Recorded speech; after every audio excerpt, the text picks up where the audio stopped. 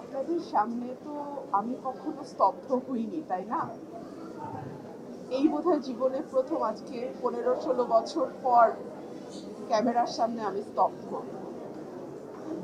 তাহলেই বোঝেন এই সিনেমাটাকে আসলে আমি ভালো, মন্দ, দারুণ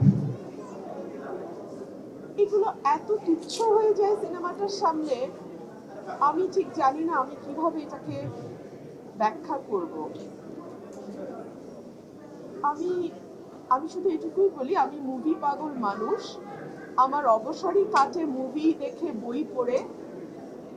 সো আমি অনেক বছর আমি এমন মুভি দেখি নাই যেটা আমাকে এলোমেলো করে দেয়। এই মুভিটা আমাকে এলোমেলো করে দিয়েছে, আমি এটুকুই বলি।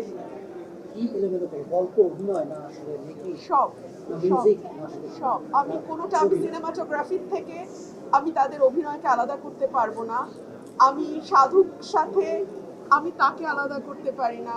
আমি সাধুর বউয়ের সাথে আমি তুষিকে আলাদা করতে পারি না। ওরা মিলেমিশে একাকার হয়ে গেছে, এখানে আমি আলাদা করে কিছু বলতে পারবো না। শিল্প সাহিত্য সিনেমার প্রতি আপনি বেশ অনুরাগী, সেটা আমরা কিছুদিন আগেও টের পেয়েছি। এটার পিছনের গল্পটা আমার বেড়ে ওঠা, আমার বাবা মা, আমার পরিবার, আমার নিজের জীবন, সবকিছু। শিল্পের শক্তিটা সে কোথায়? এই শক্তিটা কোথায়? তাহলে তো চুপে থাকতে পারে, কেন চুপ না থেকে সরব হয়ে ওঠে? কোন শক্তি কোথায়?